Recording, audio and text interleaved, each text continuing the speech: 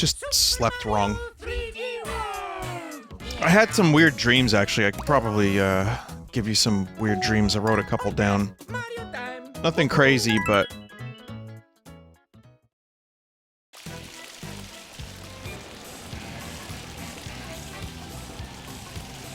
Here's what I wrote. The restaurant, the fish tanks with the Mario fish in them in the bloopers, was cleaning the tank, accidentally hit flush switch. The bloopers went mental and started squirting. Had to wash off everything before it was too late. I don't remember any of that. And Ross Horror Game Collection was a day after that. So I do remember that dream, which is I was in a real life, there was some kind of like exhibition of people's haunted houses. Okay? And in the dream, a number of people made their own haunted houses, like in real life. And you would go through them. There was like a haunted hayride, there was a haunted house, and there were like game developers who were making real-life haunted houses that you could go through. Ross made one, and it was fucking sadistic. It was scary and sadistic and the usual level of Ross bullshittery. And I remember going through it in the dream, and then I woke up. So, I don't remember exactly why it was bullshit, but it was such a bizarre dream, and I remember almost none of it aside from what I wrote and what I just told you. So, I do remember driving along and there was a lot of traffic in front of one of them, and there was like one house that a lot of people were gathered in front of, and it was like this massive haunted mansion that someone had made. It was cool. Like, thinking back on it, actually, it's something I probably would have loved.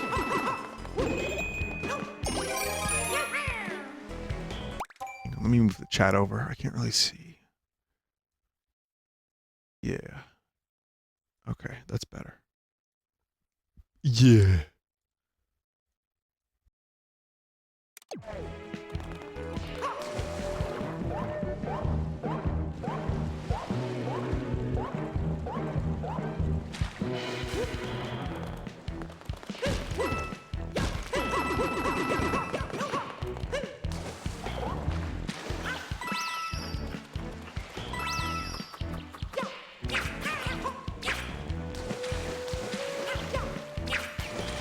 There we go. I'll make this a little bit louder.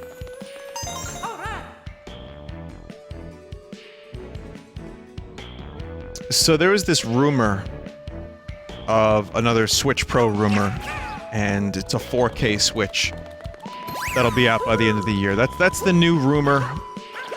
I don't know how I feel about it, because we've heard this before. I do feel like 4 years in, it's almost like, can we just get another Switch? In like a year? Like one that actually can play a lot of modern games and hit 4K. But if they're gonna do like a Switch Pro or something, my one concern would be, you know, like I said, the power. If this rumor is true, then it would be doing 4K, which means that, yeah, it's already more powerful, right? I mean, how could it do 4K unless it was more powerful? Unless it had an onboard upscaler? Which...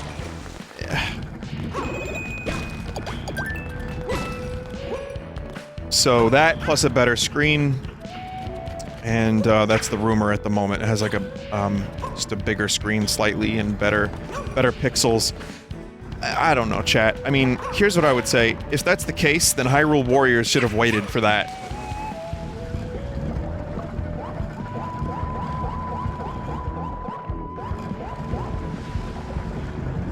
I feel like Nintendo doesn't even need to make a Pro version because they're just selling... It's still like one of the most desirable things, you know, for Christmas, and I feel like people are still gonna buy it anyway.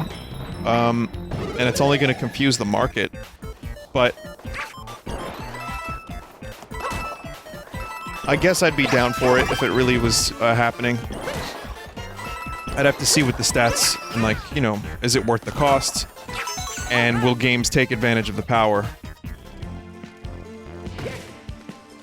Because really, it's not about the resolution. I'm not playing on a TV that would look good with 4K. I just want the Switch to have a little bit more power so we can, you know, get games like Doom Eternal in, like, less crust mode.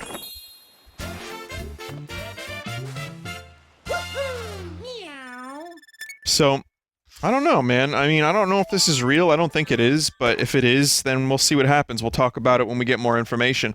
But for those that believe it's happening, just remember, we've heard about Switch Pro rumors for the past 3 years. Since, like, 2000... Because today is, like, the 4th anniversary of the Switch, almost to the day. I mean, hell, I was playing Zelda Breath of the Wild 4 years ago to the day, just about. It's been a good system. Truthfully, I've enjoyed it. I have a lot of hours in it, and I like it. It's got its problems. It still doesn't have themes or folders, and the online for some games is still like god-awful. But I've had a lot of enjoyment. The portability of the Switch has been a godsend for a lot of things. And Dragon Quest XI I wouldn't have played as much as I did unless it was portable. So I'm grateful. What can I say? There's been some game droughts on the Switch. And we've had some less than stellar entries into a couple things. But overall, I think that this is a very good system. And it's had some really good games. A lot of ports. Again, the port argument is very spicy. Because the Wii U sold so poorly, a lot of people never even played these games, like this one. For me, the port argument is, I don't care. Port the games, I just wish they weren't full price. But, that's a whole different story. As a system, though, it's a good system. It has some really cool games. Hell, even Ring Fit, which I owe you another stream of, and it will happen, of course. But even Ring Fit was a surprisingly competent and well-made exercise game.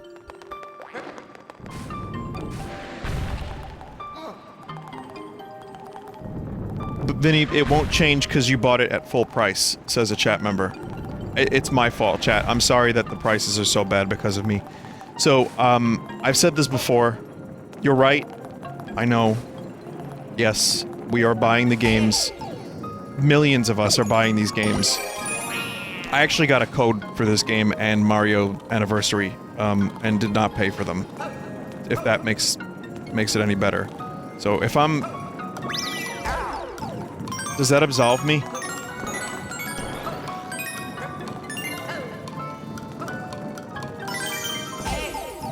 I'm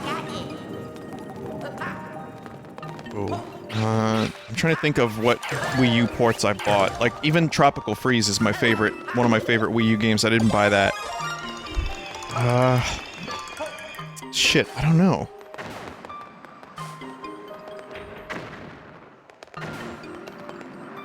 Are you gonna get Skyward Sword HD? Yeah, that's the question of the hour. I don't know if I'm getting that yet. I like Skyward Sword. We've had this conversation already. I have had no desire to restream that game after it came out 10 years ago. I like aspects of Skyward Sword, and other aspects of it I am, like, dreading re-experiencing. I like that you can play it without motion controls. And I want to see what they do with Fi. As I said before, I want to see if they get rid of some of the tutorial Babby mode, because it's really disheartening to play that game and every minute and a half Fi chimes in about something.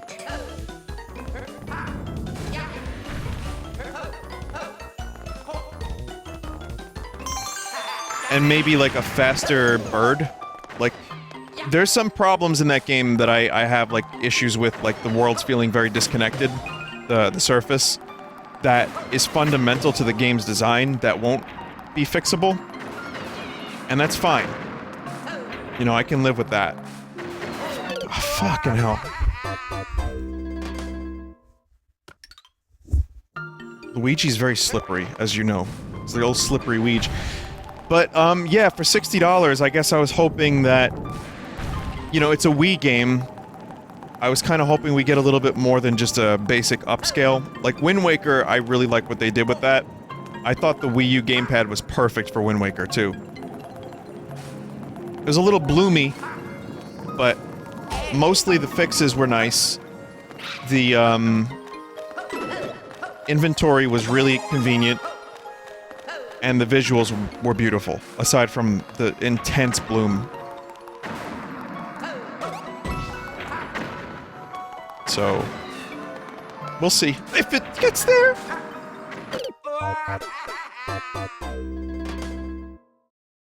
Vinny, you buy it for $60 so we don't have to. I mean, I've been told that on a number of occasions. Like, thank you for playing this game so I don't have to buy it.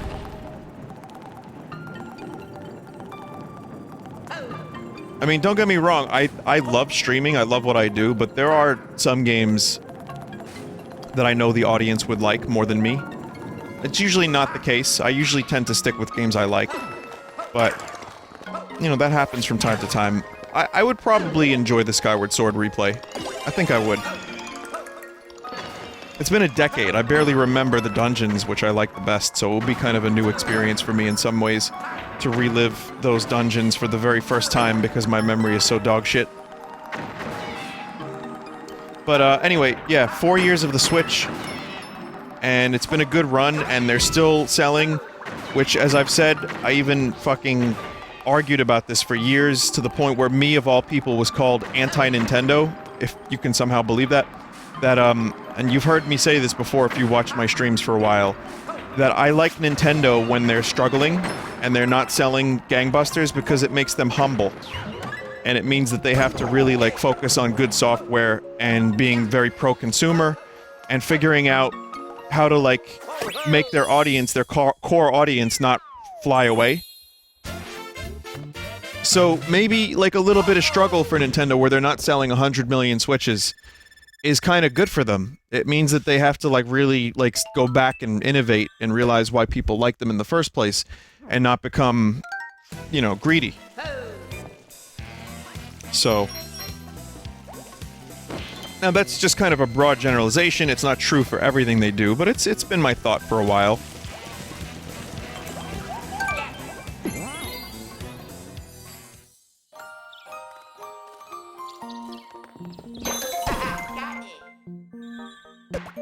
Humble Nintendo also made Star Fox Zero, though. Well, there was some arrogance in there, too. It's like the arrogance of trying to... We have all these new bells and whistles on our Wii U, and we need to fit this Star Fox game into that. As opposed to making a game... And Star Fox Zero is not a terrible game, it's just awkward. The problem is they tried to fit that game into their idea of what it should be from the start with that tech. It worked really well for Mario Galaxy. Steve Gaming did a video about it where essentially the Wii remote stuff where like you point at menus and, you know, use the pointer to like grab stuff and bits seems to have been some kind of order from Nintendo that you need to have your flagship Mario game make use of the motion controls. And that they did a really good job with it, but that's not always the case. Wait, you need Luigi for this?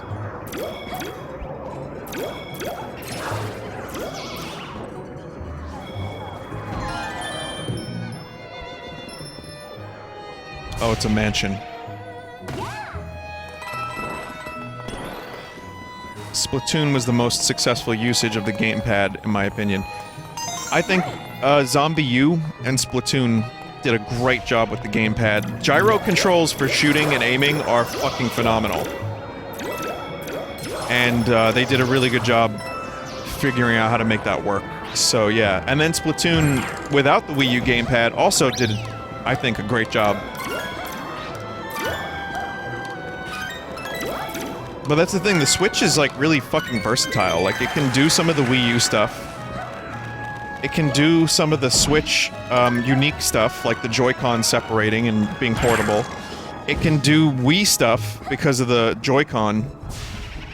it can just be a regular old Nintendo console. Like, it's pretty much whatever you need it to be. It can kind of be that. When, you know, when the drift isn't happening, and when the system works as intended and doesn't warp.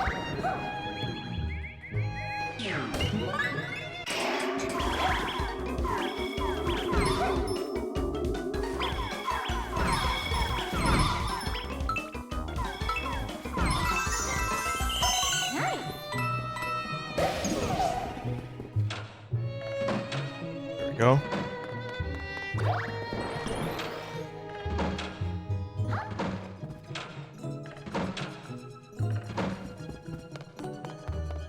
So yeah, for the 4th anniversary of the Switch, I'm gonna say it brought me a lot of happiness, and I hope that we get some more good games. That Direct didn't do a ton for me, but there's a couple things that I'm looking forward to. If there's a Switch Pro, we'll talk about it when it's revealed, but truthfully, there's a couple things I would... Yeah, you see my stick defaults to, like, bottom right. It's weird. On my Pro Controller.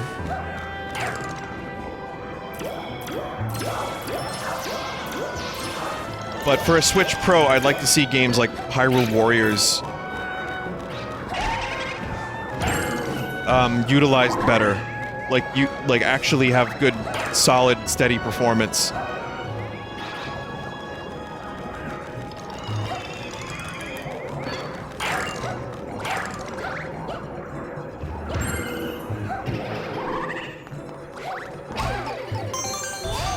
Worth it. Favorite console physical design, mine is still the GameCube. DS Lite.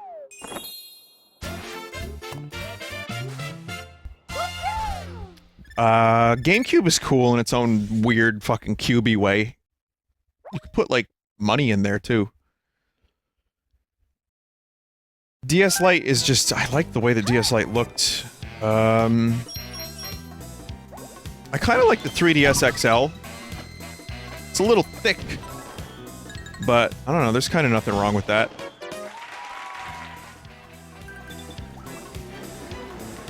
I have a leather case for my 3DS XL, and the 3D's better on it. It's easier to hold. The screen's bigger. It's really nice. I haven't played the 3DS in a while, but it was a good system.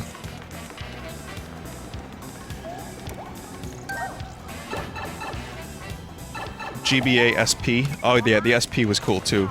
The birth of the clamshell design.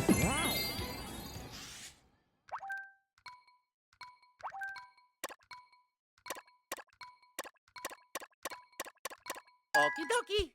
Let's go. Backlit. Vinny, the new 3DS line was amazing. Do I have one of those?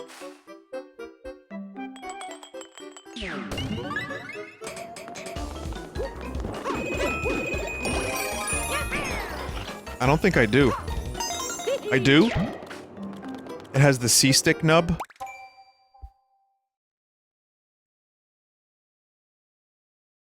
Do I have one?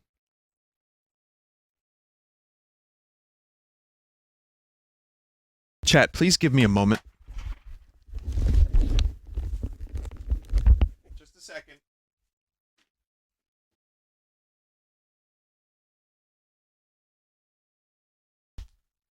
Yep.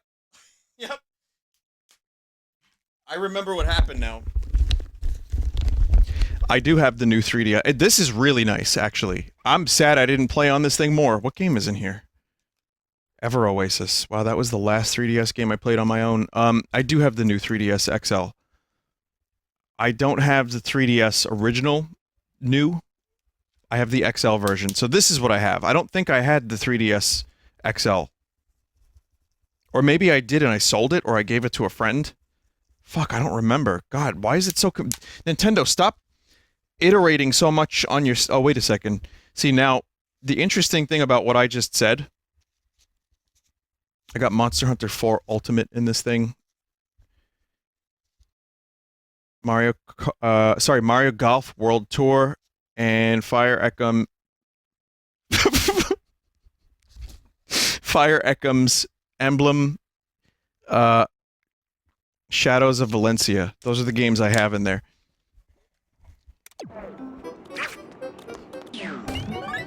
So it's weird because they released so many 3DS revisions and DS revisions and GBA revisions, and we've only had one Switch, even though they did release one with more battery life that they didn't tell anyone about.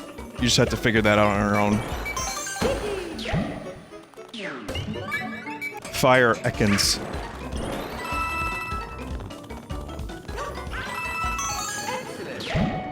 Oh yeah, there's the Switch Lite. I forgot about that. Good point. I forgot that that existed. So one major design revision option in 4 years. That still seems like a little for Nintendo.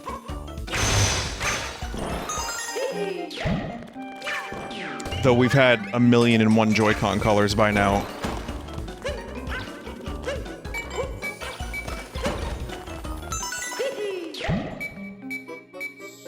Which controllers are or were your favorite?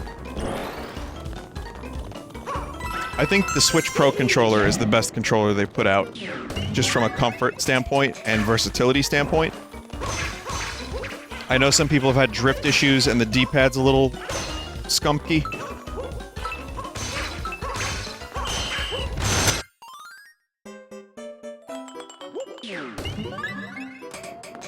But I really like this controller.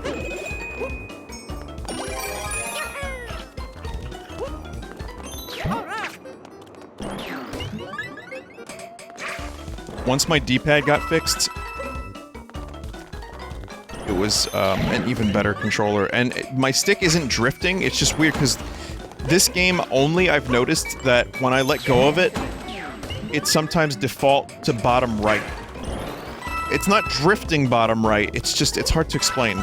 But yeah, it's, that's the only issues I have with this controller. Otherwise, I think it's really good. I love the GameCube controller. It's comfortable, it's weird, but I love the analog triggers. I just hate the C-stick. I had Time Splitters 2 on the GameCube, and that C-stick did not do me any favors.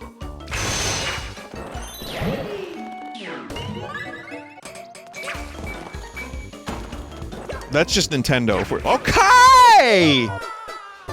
Okay! If we're talking about PlayStation, like, controllers, those are good. I don't love the position of the analog sticks on the PlayStation controllers, but I got used to them, and my 8BitDo controller, 8BitDo, has the analog sticks in that position, and I'm used to it now. And so I think, like, the PS2 controller is really good. Like, just that design. DualShock 2. Remember the boomerang that they almost went for with the PS3?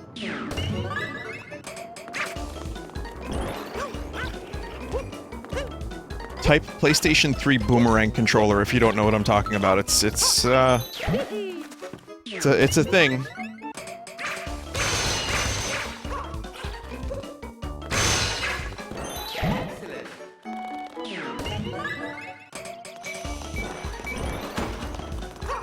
Banana controller on PS5. Didn't they not do the banana controller, though?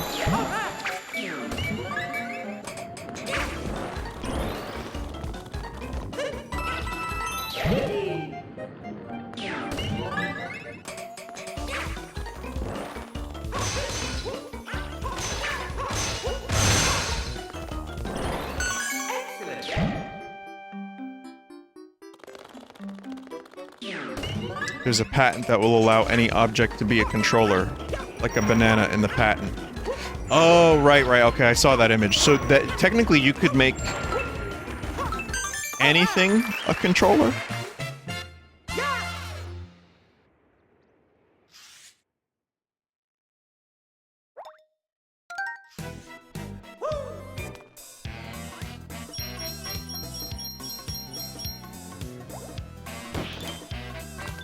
I mean, I don't understand what the point of that would be, but...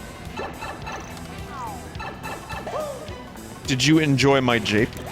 Where I implanted the image in your mind of a certain object being used as a controller? Do you understand? Let's go. In my mind, you could use an NES controller as a PlayStation controller. That's the object. Wouldn't that be weird?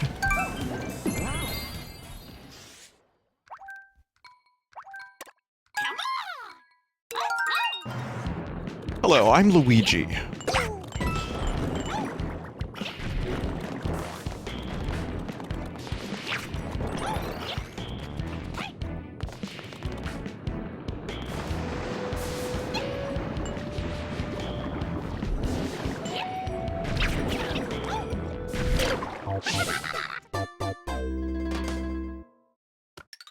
I don't know what happened there.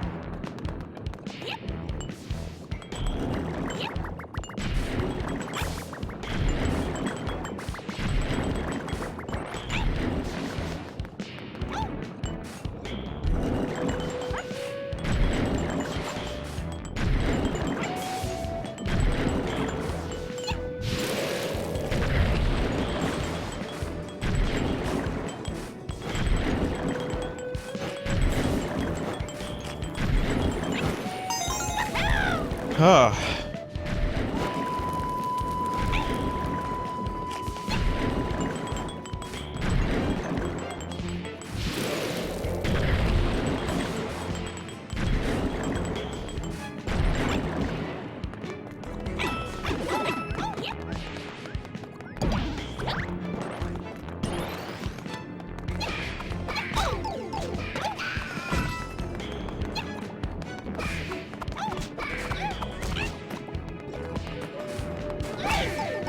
Isn't that supposed to damage it? Oh, whatever.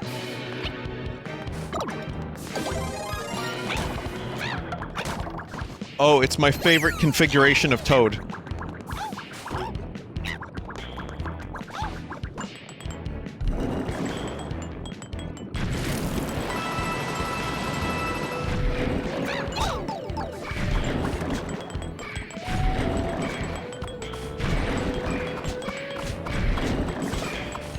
I had the raccoon suit, maybe, but... Oh.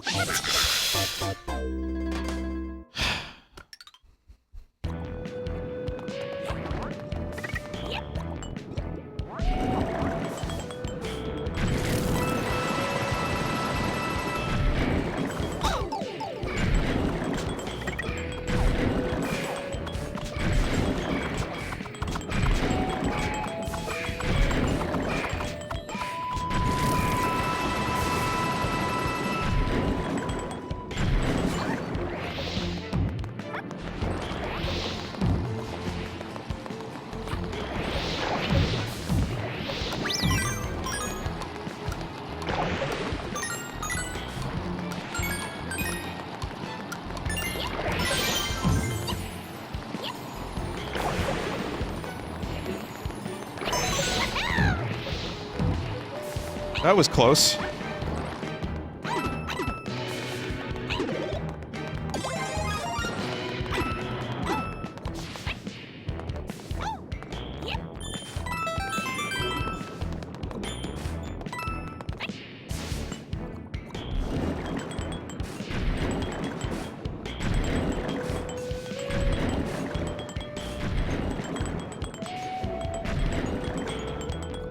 You see how this works? You start with block, and then you go to irregular shaped block.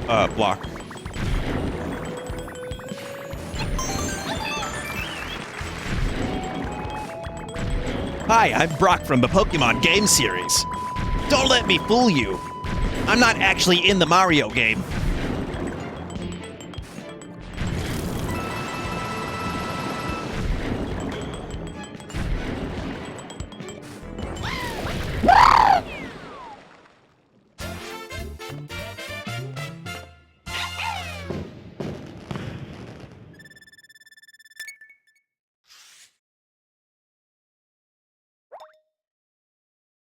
You do a pretty good Brock impression. Oh, thanks. What? Give me a line from Brock. What does he say? What's his catchphrase? Pokemon! Is that what he says? What's the famous line? Jelly donut.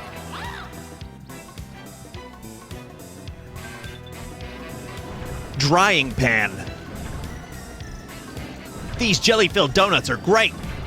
Nothing beats a jelly-filled donut. I'll turn this frying pan into a drying pan.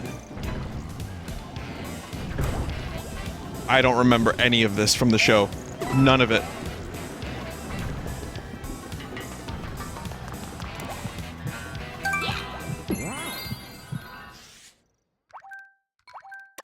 Okie dokie.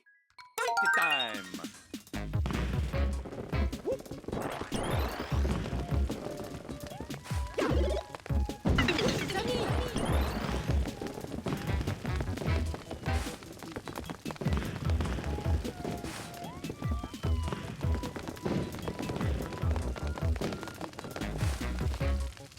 Hang on. Did you know that Brock's full name is Broccoli?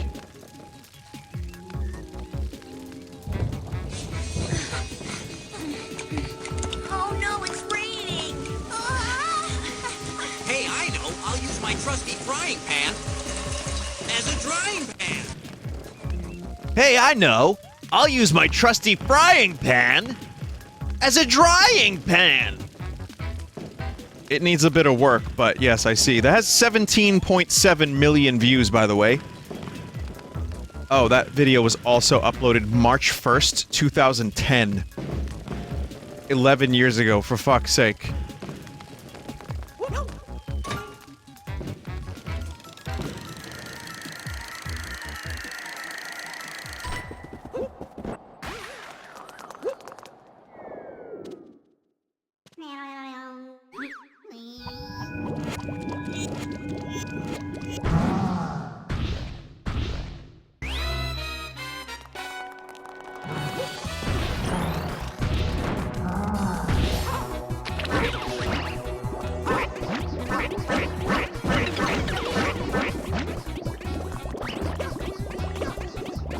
A Mario has died.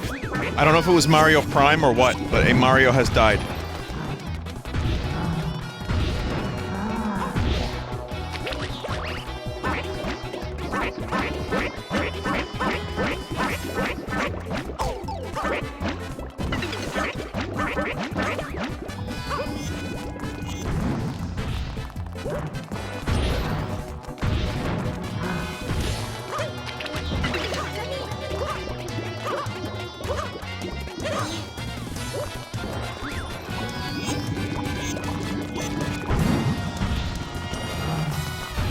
Big.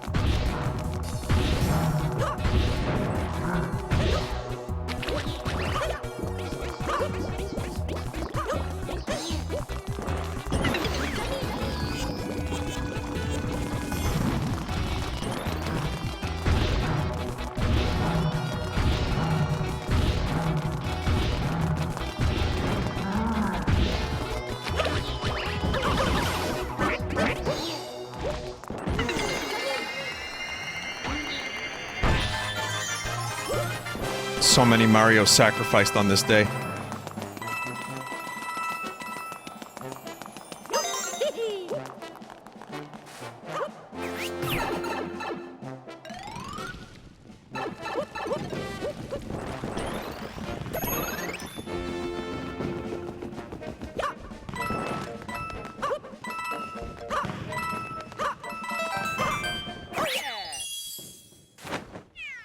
Who really died that day? And who came back?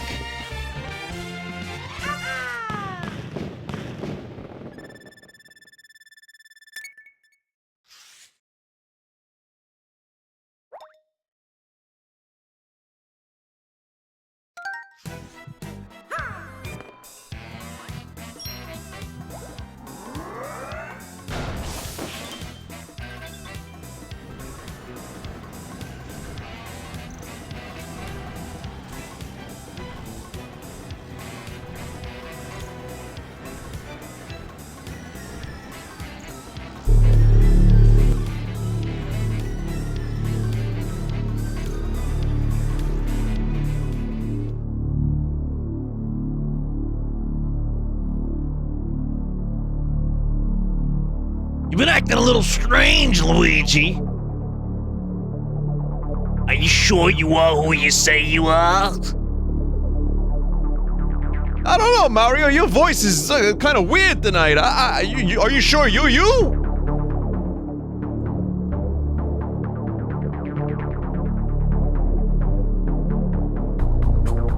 You know who would say that, Luigi? A replicant.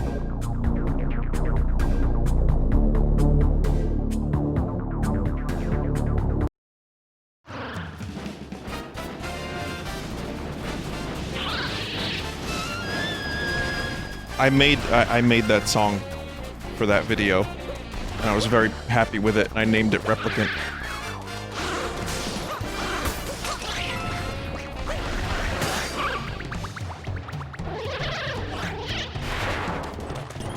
Yeah, it seemed to fit the video. Like, I don't make music for things. I kind of just write the songs, and then work on them, like whatever they may be.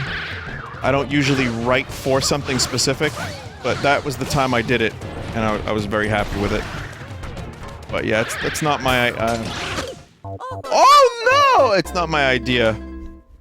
Instrumental solo album. I already did one years ago, kind of. But, it's a lot of work.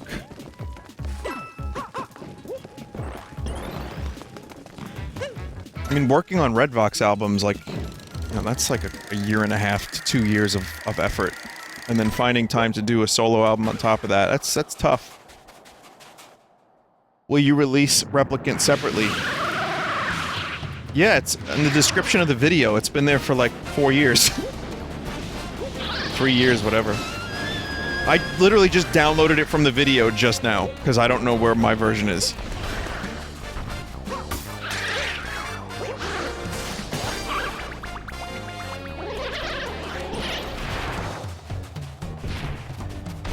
Well, no, you take a break from the band and do your own thing because of your creative differences. You want me to have creative differences? I mean, it's like 90% my ideas. I have to be creatively differing with myself. What are you implying?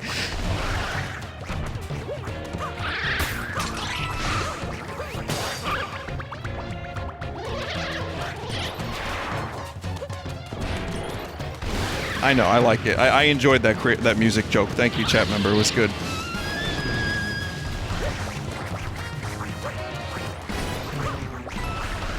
It's like the Bruce Springsteen and the E Street Band taking a break, and Bruce goes to do a solo project under the name Bruce Springsteen because of creative differences with himself. Or the Dave Matthews Band has to break up because Dave Matthews decided that he didn't agree with Dave Matthews, so now he's just Dave Matthews. You know, man, I really don't like the way this band is going.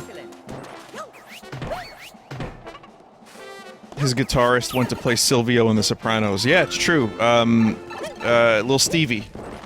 He had a show on New York's classic rock station, Stevie's Underground Garage. He would just play all this bizarre, weird, like, underground rock music that he found. Like punk, post-punk, voice crack.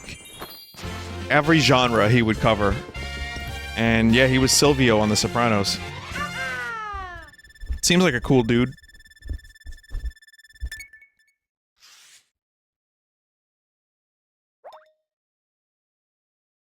Is there pre-punk? Proto-punk, I believe is what they call it. Iggy Pop fits into that category with the Stooges. There's a band called Death that was, like, kinda underground, and they were doing punk kinda before punk. And then there's, like, songs. There's, like, some songs that pointed the way from bands that weren't punk.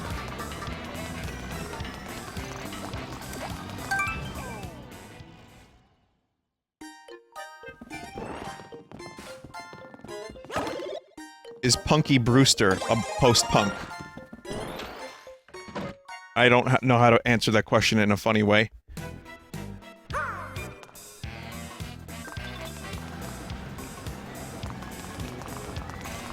But that's good, I like that.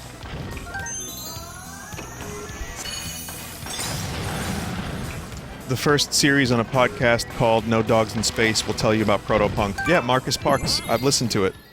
I listened to his whole series about Iggy Pop. It was good. It's about time.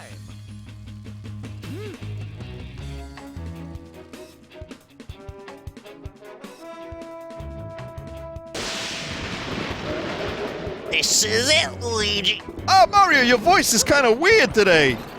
And your voice cracks all over the place. I don't know. Are you real?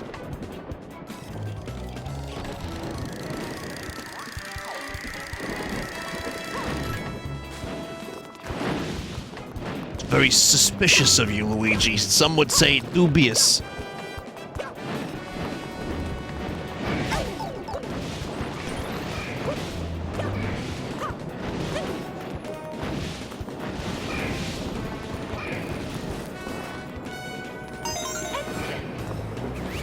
Dubious, isn't that the name of our landlord, Mario? Your voice is high-pitched. And your voice is cracking! I guess we're both a little sus, eh, Luigi?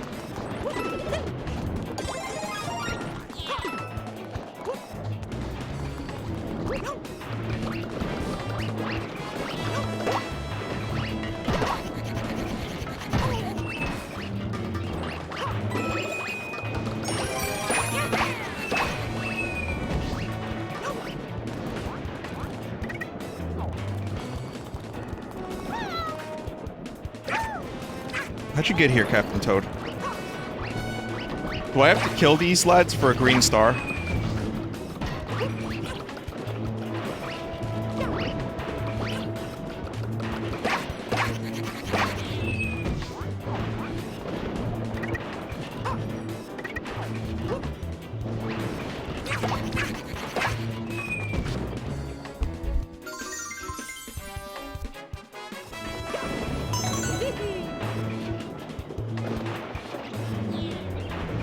Vinny, do the small box bit. It's my favorite.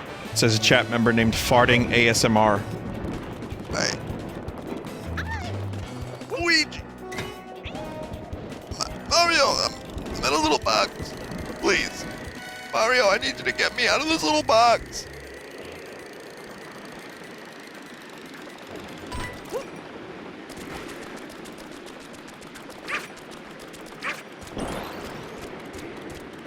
It's so bad. It's so bad.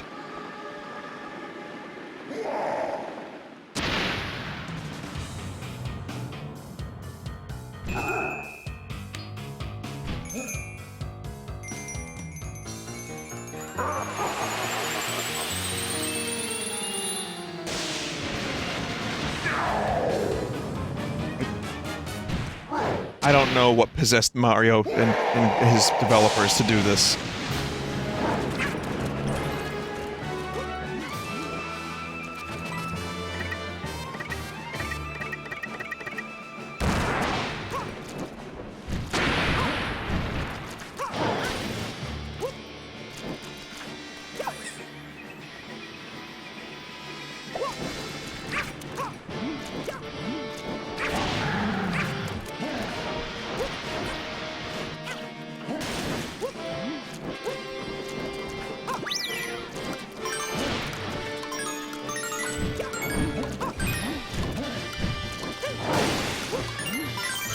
It'd be great if there's like a little laser that showed up and it distracted Bowser. Like you could use the laser like this.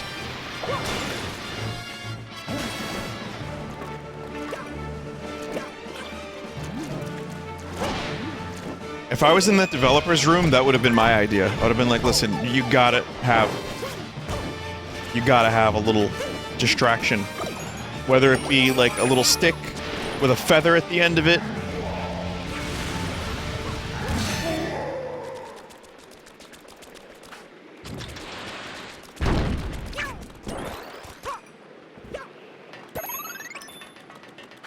Can't believe Bowser's dead.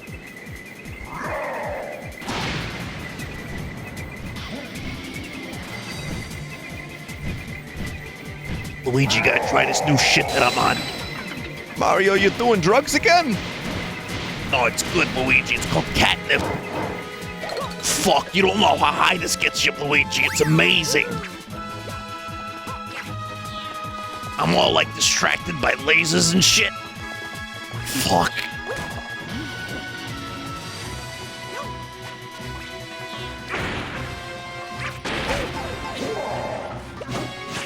Did Bowser just do Al Pacino's hoo-ah?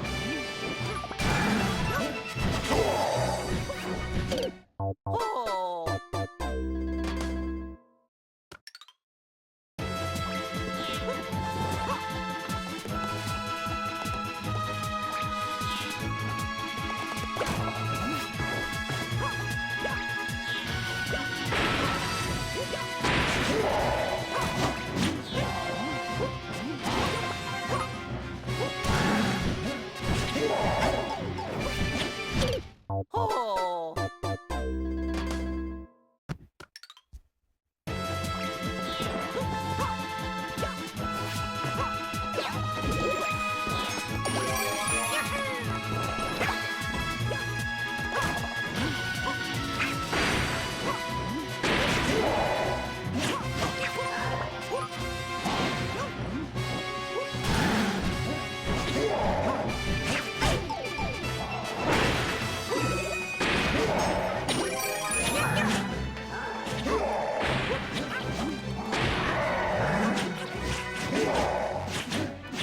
Shit.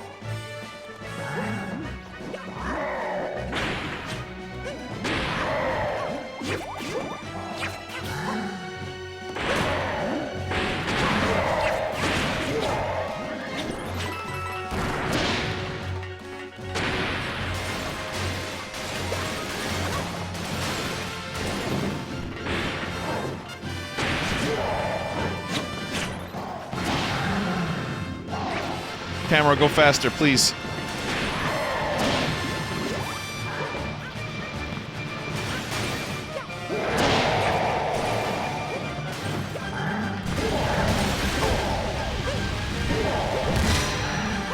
Misjudged the jump.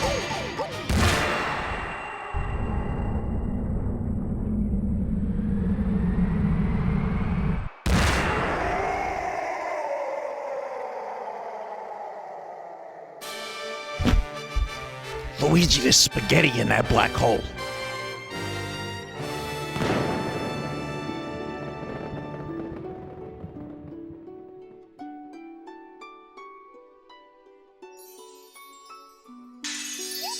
We saw him explode. Canonically, this is the last Mario game in the timeline. We saw it.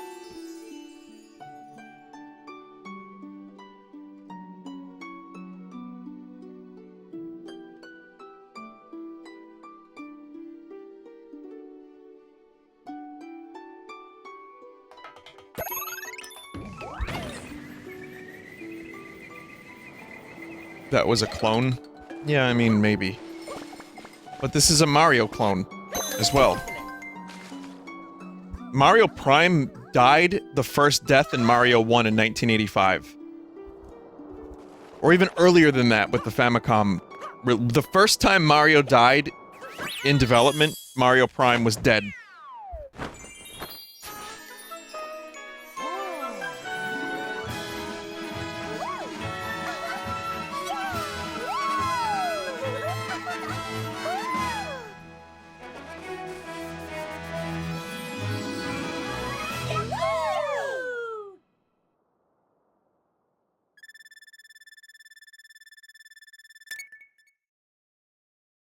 I can't believe a baby with a mustache just saved the world.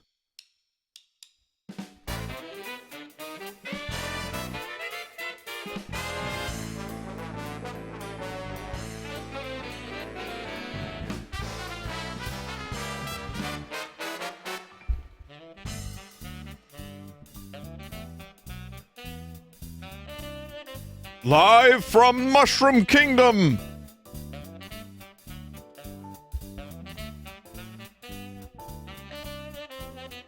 Bobson Dugnut.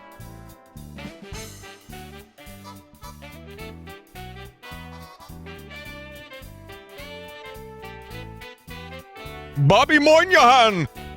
Keenan Thompson. Conan did an interview with Keenan. He seems like a nice dude, Keenan.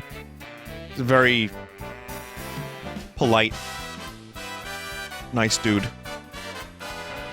That dude's been doing sketch comedy live since he was like fucking 15 on the All That show. Someone said, too bad he's not funny. I mean, you could say the same for all of SNL lately, but that's an argument people have been making every single season of SNL since the first one.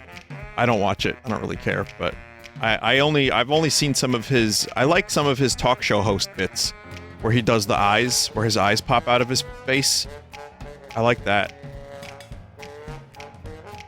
Someone else just said, I'd say he's the only funny thing left. I kind of like Keenan, I don't know.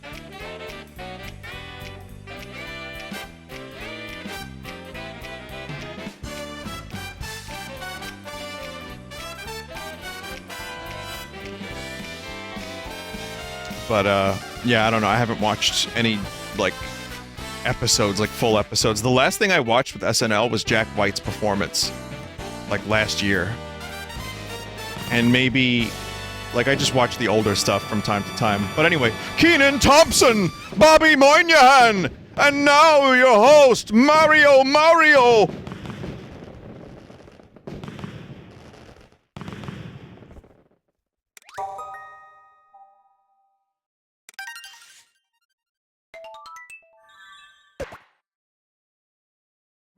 And now your host, Steven Host. Not funny, says chat, still laughing at Among Us. Okay. Oh, man. Colin Host! The worst part is I actually know Colin's brother. And I know someone that was invited to Colin's wedding. So they're from Staten Island, the Yosts. It's true. Here's one. Colin Jost's brother was at my first rock show that I played guitar for live. He was in the audience, and then he told me I had a nice guitar. So that's that connection. And then years later, I saw him at the studio that I go to, and he said once again for the same guitar, that's a really cool guitar. So, famous streamer, that's right. He does stand up.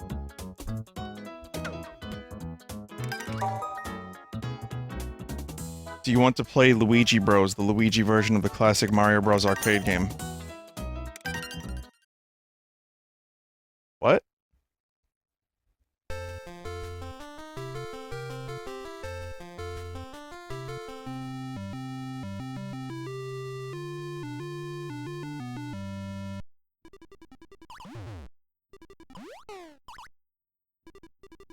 Okay.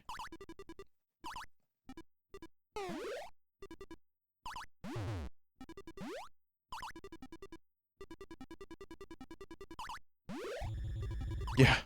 The alternate universe where Luigi was the star. This was part of the Ear of Luigi they had? So, the Ear of Luigi, tell me about that. I think I have a Year of Luigi little statue. Like a little, thing they released that year. That's kinda cool. Nice bonus, I didn't expect that.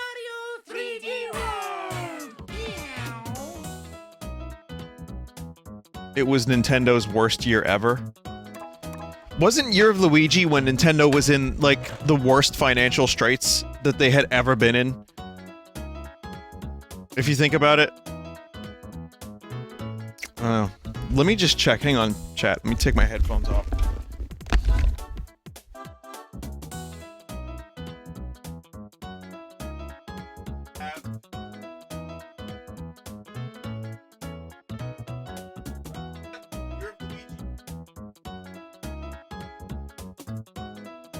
Box. You hear me still, but it's a green box. Pretty sure it's Luigi with a vacuum. He's in a hard to reach spot, so I'm not gonna pull it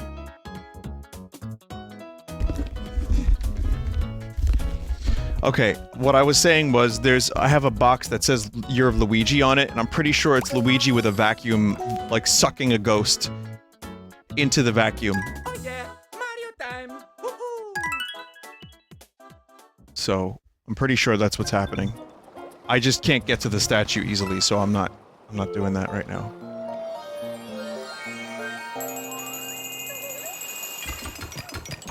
That was a limited Club Nintendo reward. Wish I got one. Yeah. I got a bunch of those. I got the pin set. I got the Mario hat. I got like a soundtrack. I got a number of the Nintendo rewards from Club Nintendo.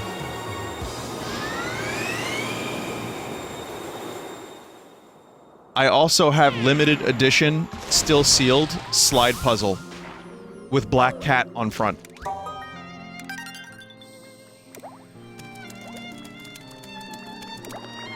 It's not Nintendo. You saw it in my video, some of you. Let's go. Rainbow Run.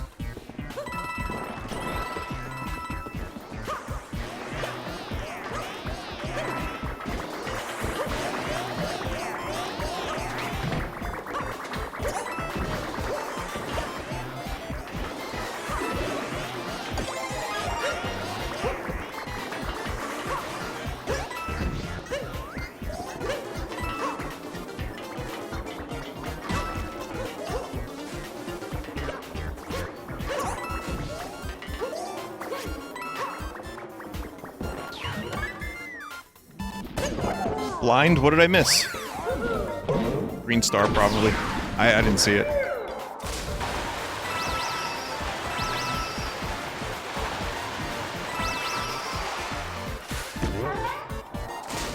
Missed that. I don't mind if I miss stuff, chat. Like, I'm not planning on doing a 100% run of this game again like I did when it came out.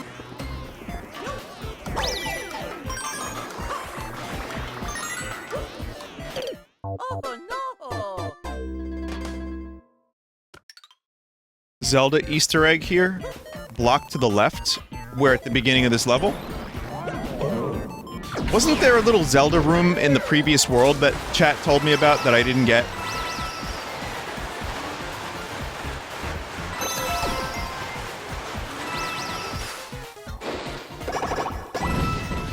Need a fire flower. Oh, I need a fire flower for this.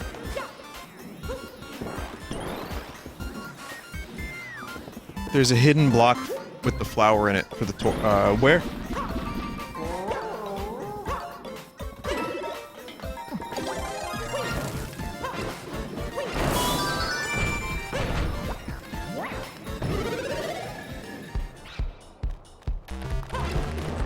There he is.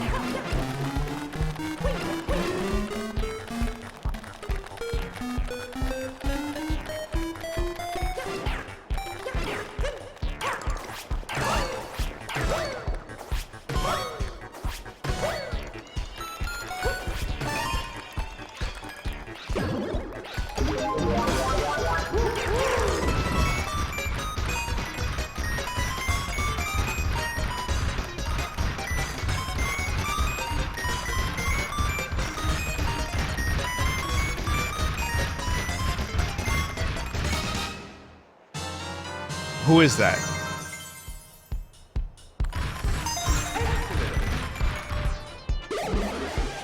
The music.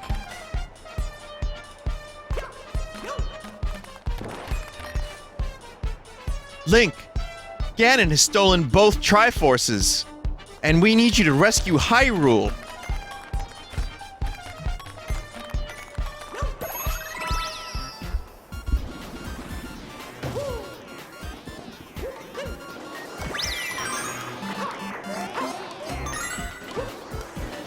But was there not a Zelda room? Like a specific little mini Zelda dungeon? Or was that only in 3D Land?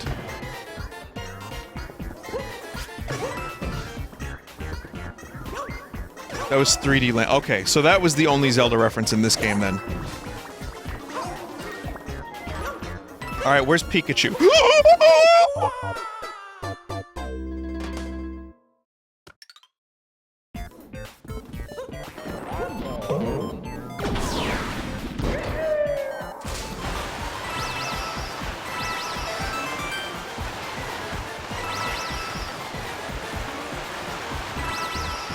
I have things, chat. I just have things. As you saw in my video where I showed stuff.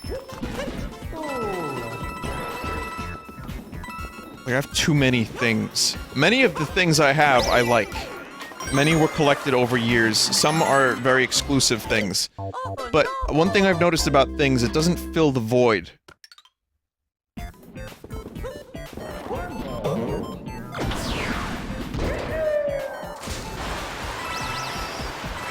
What? What's wrong, chat? Did you not expect the conversation to go that way?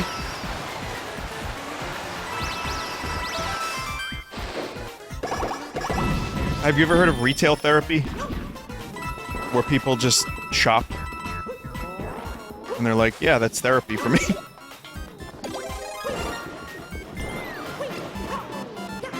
I get it. I mean, there's nothing better than, like, ordering a thing and then having it arrive, and then you enjoy it for, like, a day. That's a cool thing. But then the problem with things is that they just begin to fill your area, your life. George Carlin did a really good bit about things and how, like, you bring all your stuff with you. Like, his bit was called, it was about stuff. And how, like, you have stuff. You have your stuff! And then you bring that stuff with you when you go on vacation and like, you know, you pack your bags. And then when, say, you have a friend that wants you to come to his place, well, then you bring an even smaller bag of your stuff. And then you have to eventually, like, limit the stuff that you bring the more places you go to your bare essentials of stuff. It's a good bit. It's a really good bit. It's very, it's true. But I do tend to surround myself with many things. I wouldn't say I'm a hoarder exactly, because I do throw out the McDonald's bags. But I do have a lot of stuff, as you've seen in those videos I uploaded recently. Just random stuff that I still have. And that's why, like, the allure of the card collecting is so great. Because that stuff is, like, that's the...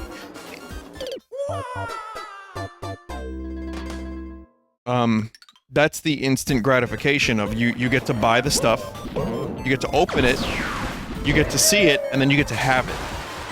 And that's about it, unless you play the game. And if you're playing the Pokemon game, or, like, whatever game that you play with cards that are, like, really shiny and holofoilic, yes, that's a new word, I'll use that word. Holofoil. Holofoilic. Sure. It's, you know, it's fun!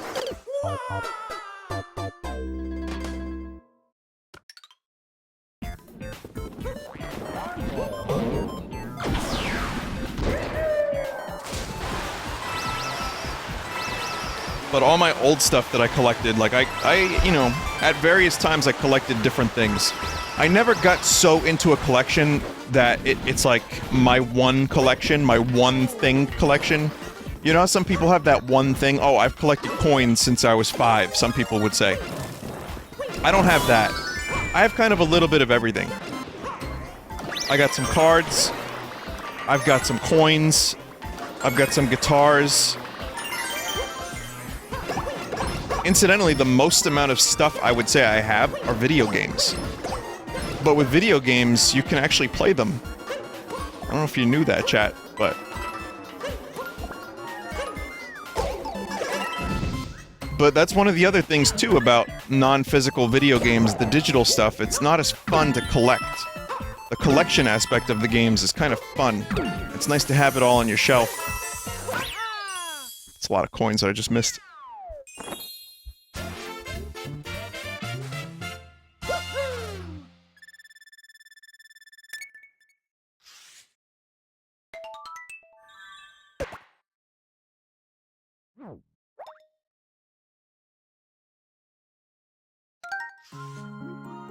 Vinny, are you going to play Champions Road again?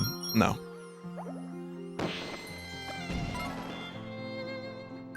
I don't think I have nearly enough green stars for that.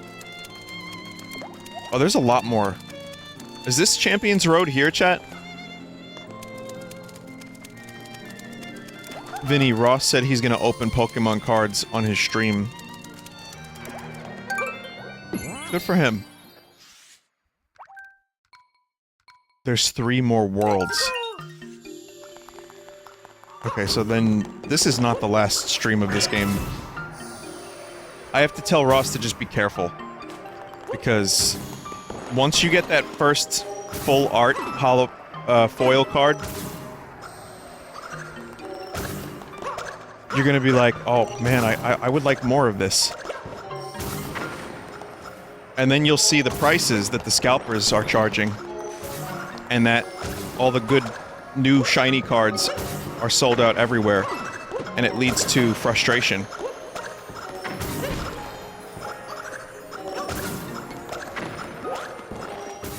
Luma.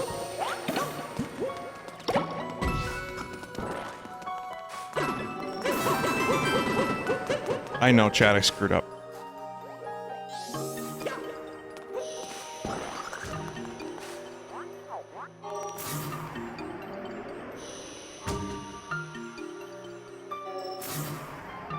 Vinny, are you tired yet? I've been tired the whole stream.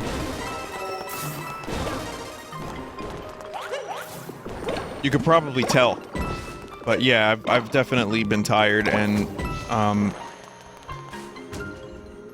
like I said, I slept really weird, and my neck is awful right now, so there's that.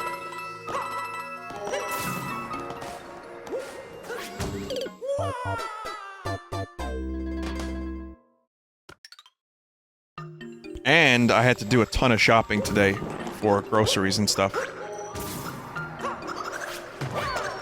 And some various car-related activities as well.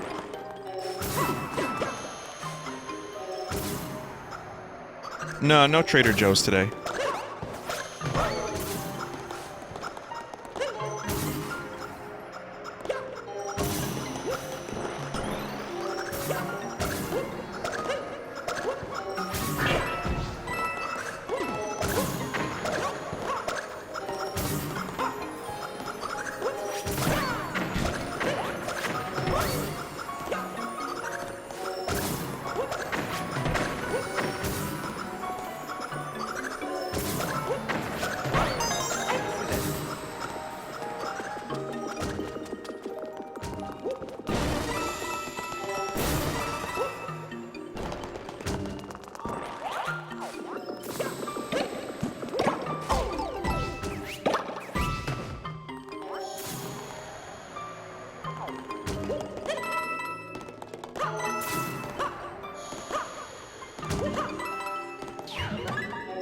Platforms are a little generous, though. They're kind of sticky. So even if you're not, like, perfect with your jumping, you can kind of still stay on them for a while, you see?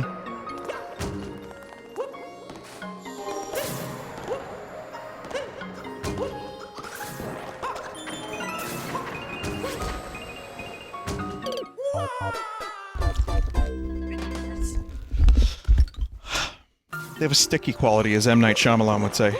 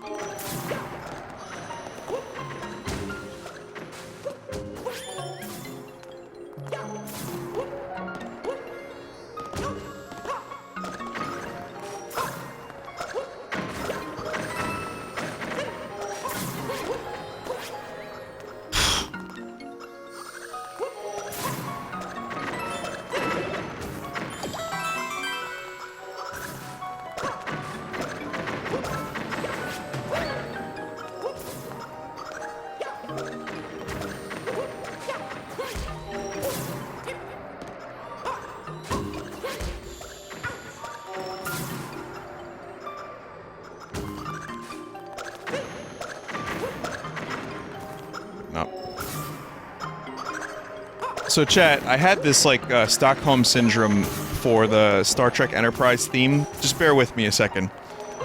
And I've been kind of semi-ironically enjoying it. And then I heard what they did with it for Season 3. I forgot what they did with it for Season 3 and 4. And it's so much worse. I have gone back to hating it entirely.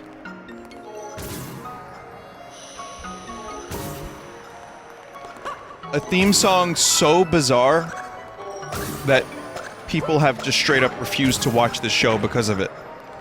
And And it's like, yeah, it's bad, but it's like, the show's pretty good, so I don't think it's worth shutting the show out entirely.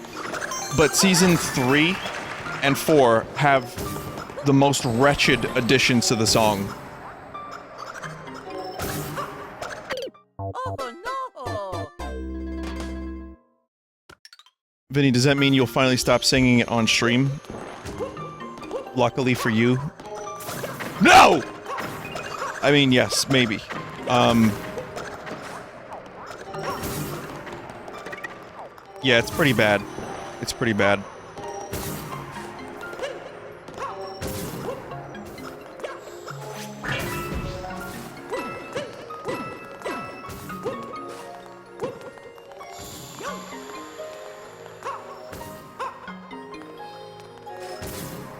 What do you want to see in the next Gorillaz song machine?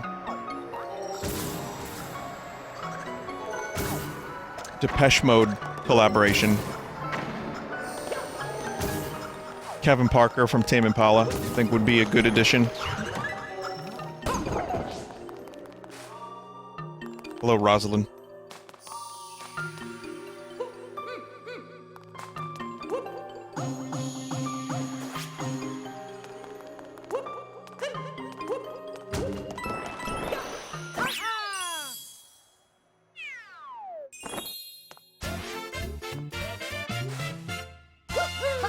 Beck collaborated with Gorillaz, yeah. McCartney would be kind of amazing. Bowie would have been the ultimate choice for me, but you know how life is. And Damon and Bowie were actually on stage together at one point in the past, so they knew each other.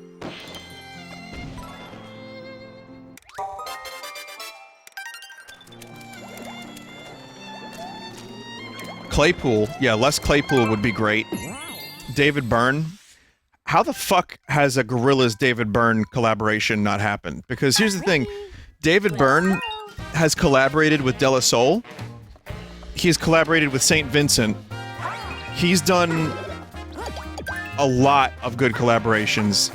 I feel like that would be perfect for him.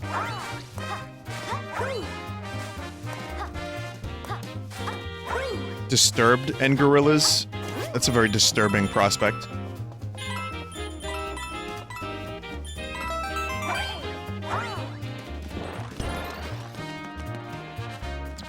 Unknown Mortal Orchestra would be a good collaboration. I don't know a lot of hip-hop artists, so I'm not even gonna throw... I mean, maybe Andre... Has Andre 3000 done anything with Damon? He has, right? Do You Thing? What's the name of it? Yeah, that was a cool song. So... yeah, I don't really know. I mean, what's his name? CeeLo, who did the song Crazy? You could see I'm dating myself here. But I don't know. I feel like there's some potential there.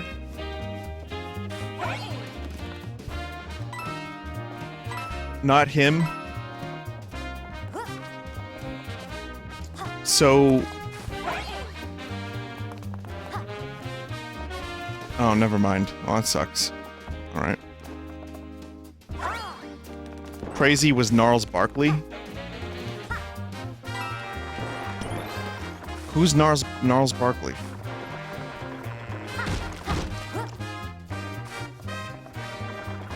Isn't that the same guy?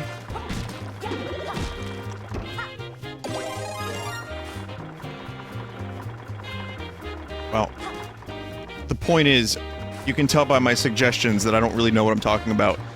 But I guess David Byrne would be the best collaboration. I think that would fit the best for a Gorillaz record. Because he usually does... you know, he had like Elton John recently, and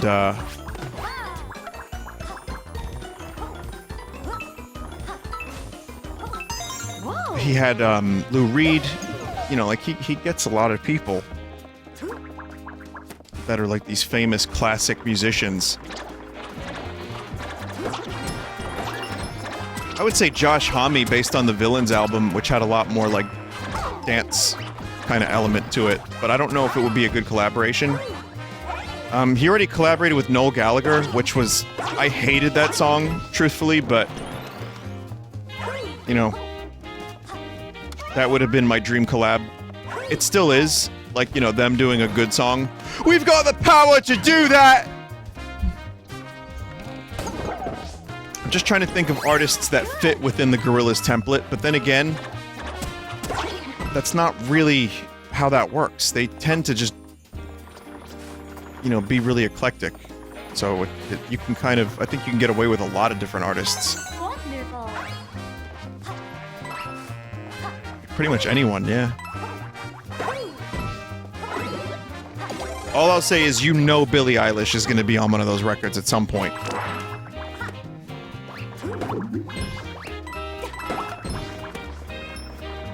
William Eyelashes the Third. It's fine, whatever. I don't mind. I'm just saying it's a thing that's going to happen in terms of, like, popular artists that does music that could kind of almost fit a similar vibe.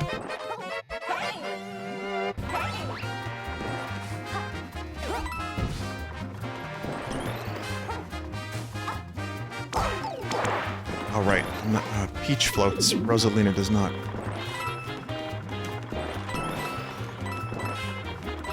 I still think this was a really great bonus to have Rosalina as a playable character. And not Waluigi.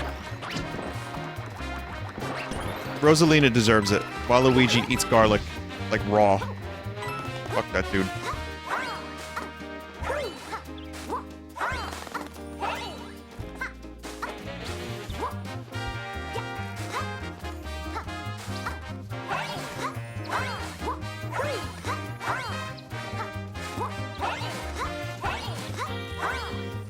Alright, never mind that.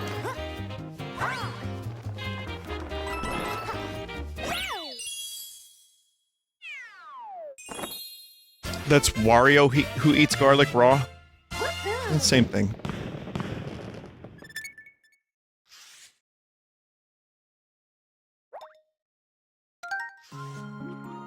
But no, Rosalina definitely deserved more, because Rosalina was one of the more fleshed out characters of the Mario series, and then was not given a chance to truly shine.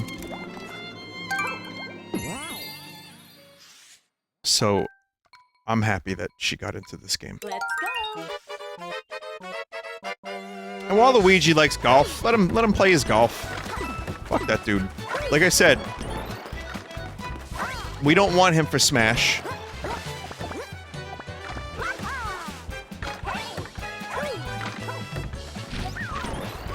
Oh, right, this level.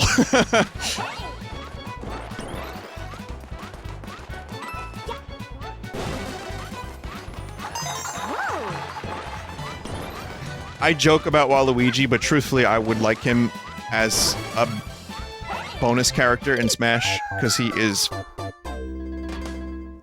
wacky. I think he would be fun.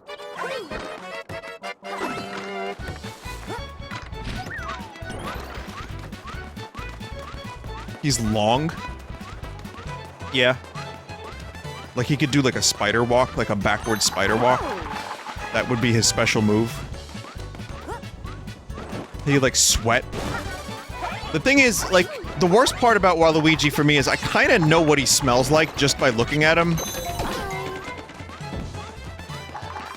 Like, I had, a great uncle that had this really peculiar, weird old man, like old Italian garlic man smell.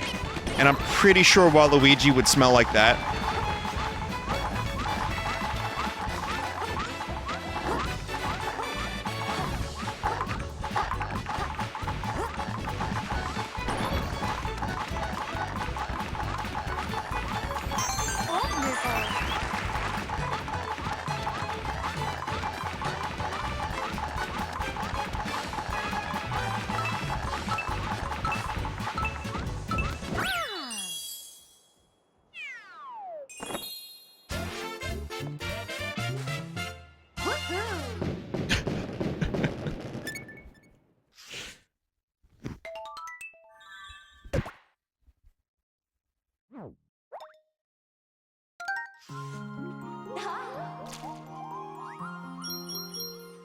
Will you watch the Sakurai thing tomorrow? No.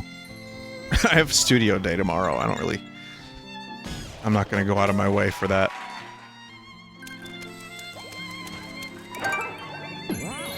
Listen, I've never played the game the character's in.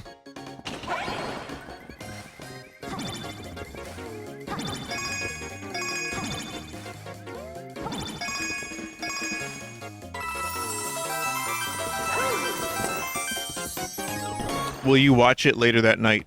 I'll watch a little bit of it on my own and then talk about it probably after I watch it on stream. But yeah, I'm not gonna like stream it. I'm not gonna watch the whole thing on stream. It's like what, 40-50 minutes?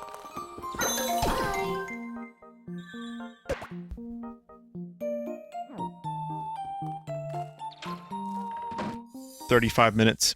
Yeah, I'll listen, I'm gonna play the game when the character comes out. I will give the character a fair shot. I may not be excited, but it's still a new character. And truthfully, you know, I was pretty happy with Sephiroth. Let's go. And, it's not that big of a deal for me. I'm just not, like, super excited, that's all.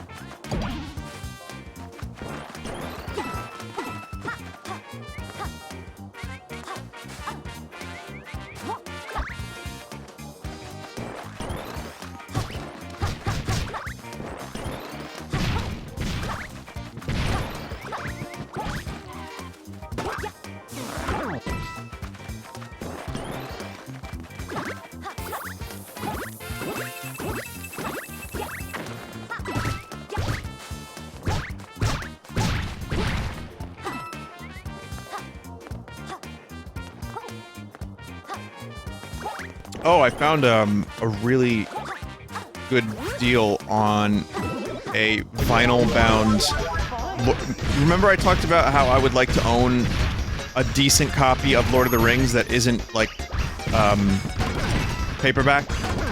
I found the Hobbit Lord of the Rings collection in, like, wrapped vinyl that looks really nice for, like, 30 bucks.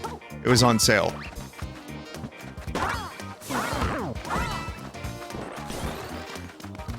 So, or like 27 bucks, something like that. It's not wrapped in gold, but it looks nice. It's a good display piece, and I was pretty happy with it. So I'm, you know, I ordered it. I didn't get it yet, but...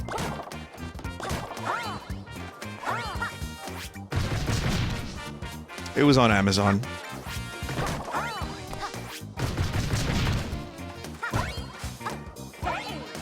Probably other places too if you want to look elsewhere. I don't know. Just look for vinyl wrapped Lord of the Rings. You probably find a deal on it someplace else if you want to check locally or whatever, but I'm just saying that's where I found it. Yeah, it's simple, and they're like not too big. Like they're kind of smallish sized, which is good. Because I realized something too. I only have paperback and they're like warped, and they don't look good. They were like cheapo editions that I got.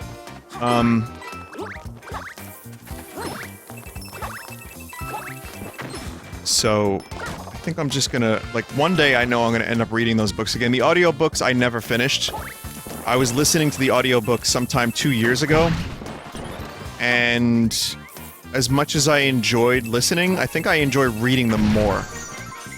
It was cool to listen to Lord of the Rings while I was driving to Boston, but at the same time, I think I just enjoyed reading the Lord of the Rings more.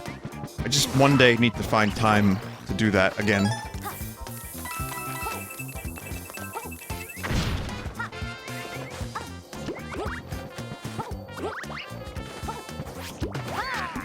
I think audiobooks for me, the ones I like the best are like biographies.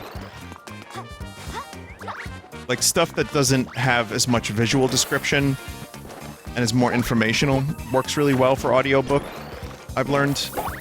Whereas like something like Lord of the Rings, you sit down, you really pay attention to it, you kind of get absorbed in the world, and you can visualize what's being written, and it's cool.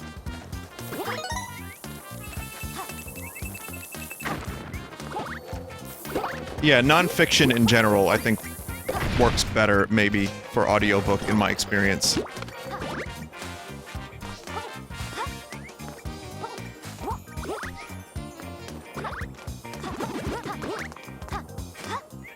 the other way around. No. Non-fiction is not fiction. No, that's correct.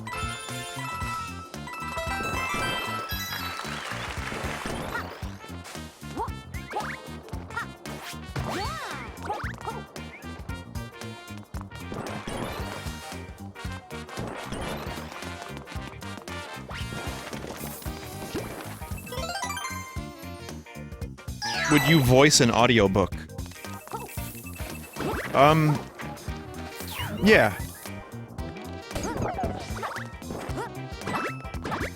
I'd probably, like, mangle words and have to do a lot of takes, but yeah, it would be kind of fun.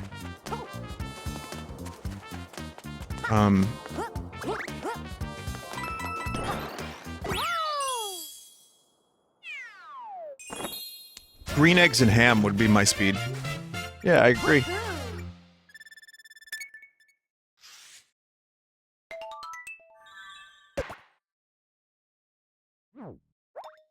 The card novelization. Oh.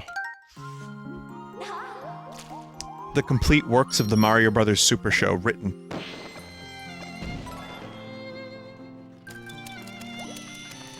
I'll do one more level. Would you do voices for all the characters? I feel like that would get old very quickly. Let's go.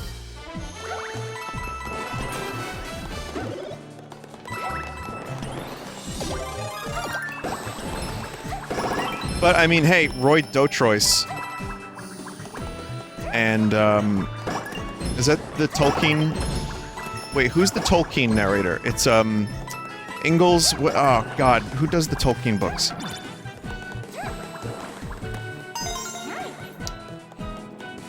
Rob? Who? Rob. Tom Bombadil? Rob Inglis, thank you. Yeah. That name just escaped. Yeah, he did voices for, like, all the characters. Same for the... Roy Dotrois did the Game of Thrones books, the Song of Ice and Fire books, and he did a different voice for every character.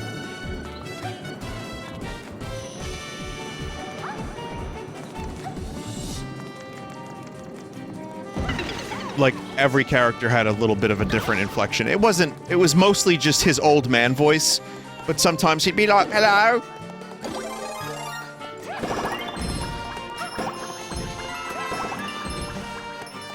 But he'd have to have, like, when he did, the recording sessions, he'd have to have some of the characters' audio played back to him so he remembered which character he was doing and which voice he did for them.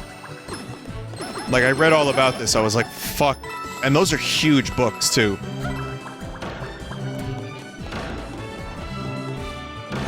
Also, great music here. I should have been Rosalina for this, truthfully.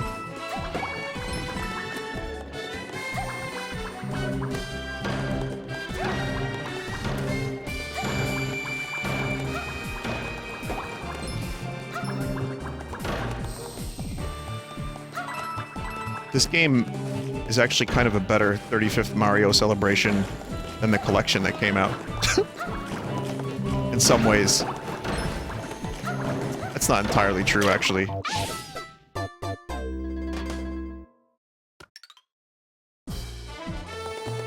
Aw, man.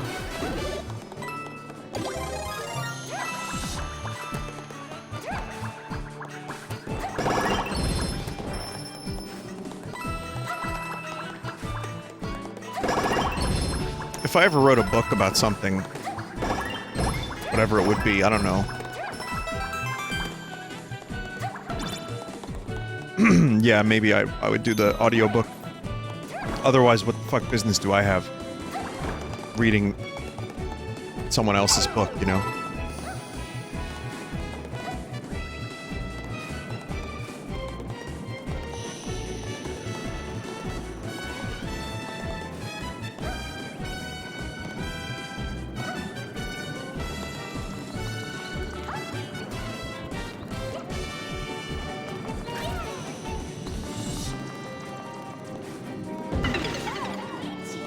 Would you ever consider writing a Star Trek fan fiction? No!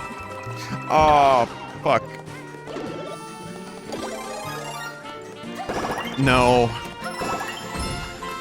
fan fiction's not really my thing. Like I said, I read a Final Fantasy VII fan fiction. And, I make Mario fan fiction live on stream, but that's about as much as I can do.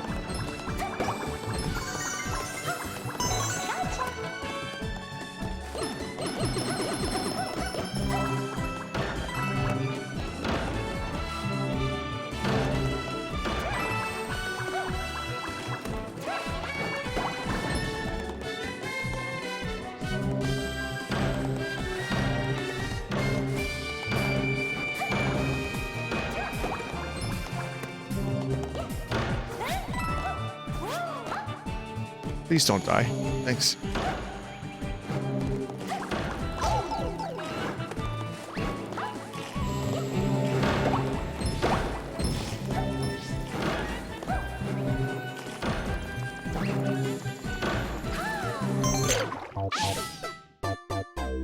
What did I just get? Was that the green star, or was that— I thought that was a power star.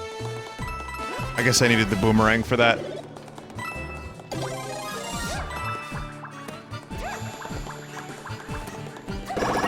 It looked like a yellow power star. I was like, oh, I can walk on lava if I get this.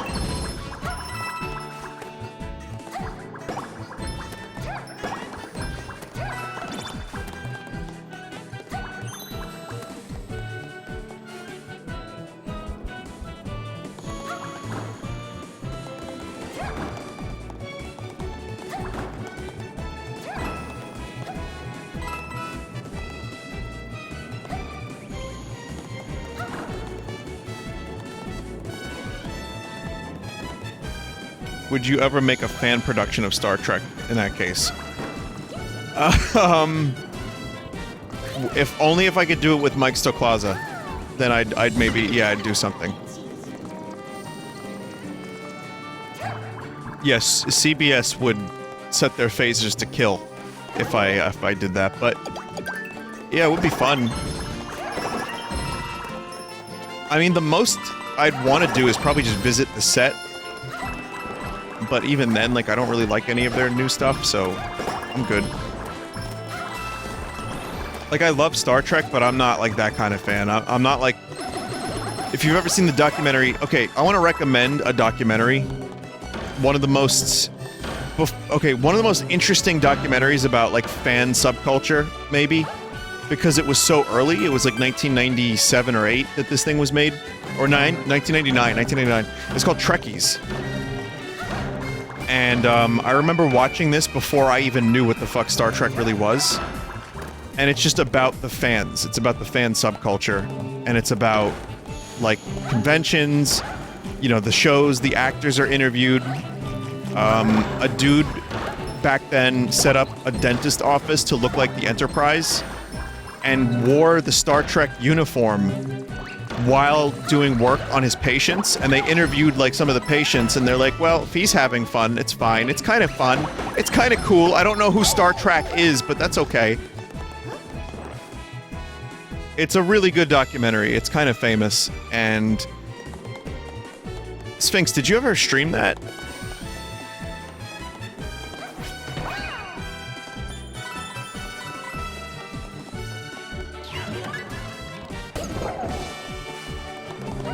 Good. It's probably actually worth watching with a group of people too. You might get a kick out of it. And there's a kid who, like, mapped in 3D the corridors of the Enterprise. Did you blind the stamp? Yeah, I didn't want to risk dying to get the stamp.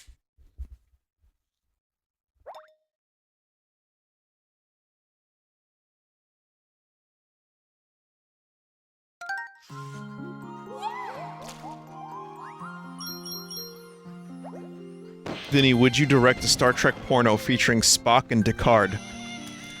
Alright, that's enough streamed for tonight. Thank you for watching, everybody.